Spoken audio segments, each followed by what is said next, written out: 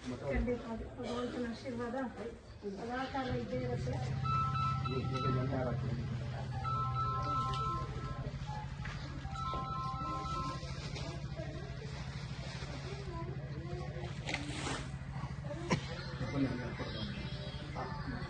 ಹಾಗೆ ಶ್ರೀ ಕ್ಷೇತ್ರ ಗುಡೇಮಾನಹಳ್ಳಿ ಆದಿಶಕ್ತಿ ಮಹೇಶ್ವರಿ ಅಮ್ಮನ ಪುಣ್ಯ ಭೂಮಿಯ ಚರಿತ್ರೆಯನ್ನು ಬೆಳ್ಳಿತೆರೆಗೆ ತರಲಿಕ್ಕೆ ಬಂದಿರತಕ್ಕಂಥ ಧೀಮಂತ ನಾಯಕರುಗಳಿಗೆ ಈ ದಿನ ಶ್ರೀ ದಂಡನಾಯಕ ಶನೇಶ್ವರರ ಪುಣ್ಯದ ಒಂದು ಅದ್ಭುತವಾದ ದುರ್ಗಾ ಹೋಮದ ಸಂದರ್ಭದಲ್ಲಿ ಶಕ್ತಿಪೀಠದ ವತಿಯಿಂದ ಒಂದು ಅಭಿನಂದನಾ ಕಾರ್ಯಕ್ರಮ ನಮ್ಮ ಮಹೇಶ್ವರಿ ಅಮ್ಮನವರ ಸಂಸ್ಥಾನದ ವತಿಯಿಂದ.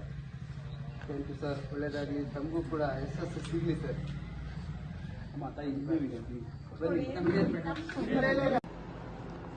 ನೋಡಿ, ಪಲ್ವಿ ಮಣಿ ಅಂತ ನಾನೇನೋ ಭಕ್ತಾದಿಯಾಗಿ ಬಂದಿದ್ದೀನಿ. ಭಕ್ತಾದಿಯನ್ನು ಅಲ್ಲ, ಅಮ್ಮವ್ರು ಹೇಳಿದಂಗೆ ಕುಟುಂಬದ ಸದಸ್ಯನಾಗಿ ಬಂದಿದ್ದೀನಿ. ಏನೋ ಒಂದು 20-30 ವರ್ಷದ ಪರಿಚಯ ಇದ್ದಂಗಿದೆ. ಬಂದಿದ್ದು ಫಸ್ಟ್ ಇದು ಬಂತು. ಲೋಕೇಶನ್ ಅವರಾಗಿರಲಿ, ರಾಮಕೃಷ್ಣ ಅವರಾಗಲಿ, ಕಾರ್ತಿ ಪ್ರಕಾಶ್ ಆಗಲಿ, ಸುಮಾರು ಅವರಲ್ಲಿ ಎಲ್ಲರೂ ಒಂದೇ ಮಾತು ಹೇಳಿದ್ದು, ನಾಳೆಲ್ಲೋ ದೇವಸ್ಥಾನಕ್ಕೆ ಹೋಗ್ತೀನಿ ಬರ್ತೀರಾ ಅಂತ. ಎಲ್ಲಿ ಏನು ಎತ್ತ ಏನು ಕೇಳಲಿಲ್ಲ, ಬರ್ತೀನಿ ಅಷ್ಟೇ. ಇದರಿಂದ ಕೆಲಸ ಇತ್ತು.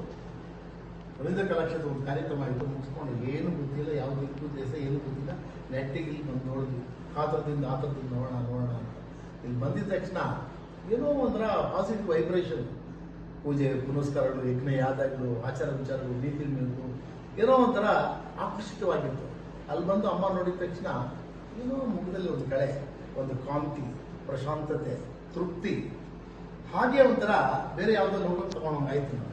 ಏನೋ ಒಂದು ಅವ್ಯಕ್ತವಾಗಿರ್ತಕ್ಕಂಥ ಶಕ್ತಿ ಅಡಗಿದೆ.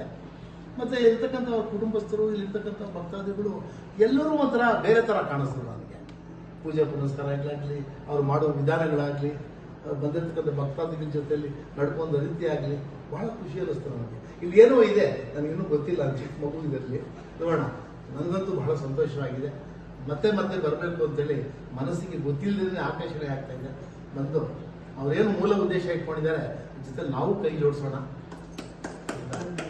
ಇದು ಬರೀ ಈ ಪ್ರಾಂತ್ಯಕ್ಕಲ್ಲ, ನಮ್ಮ ಲೋಕೇಶ್ ಹೇಳ್ದಂಗೆ 4 ದಿಕ್ಕುಗಳಲ್ಲಿ ಹರಡಲಿ, ಅದು ಯಾವುದಾದ್ರೂ ರೀತಿಯಲ್ಲಿ ಆಗಿರಲಿ ಅಂತೇಳಿ ಆ ಎಲ್ಲ ಕೆಲಸಗಳಲ್ಲಿ ನಾವು ತೊಡಗಿಸ್ಕೊತೀವಿ. ನಮಗೂ ಸ್ವಲ್ಪ ಸೇವೆ ಮಾಡಲಿಕ್ಕೆ ಅವಕಾಶ ಮಾಡಿಕೊಡಿ ಅಂತ ಅನ್ನೋದು ಕೇಳ್ತಾ ಇದ್ದೀನಿ. ಎಲ್ಲರಿಗೂ ಒಳ್ಳೆಯದಾಗಿ. ಮನೆ ಮಕ್ಕಳಿಗೋಸ್ಕರ ಕಾಯ್ತಾ ಇರುತ್ತೆ. ಎಲ್ಲರಿಗೂ ಪ್ರೀತಿಯಿಂದ ಸ್ವಾಗತ. ಬಹಳ ಸಂತೋಷ. ಒಳ್ಳೆಯದಾಗಲಿ.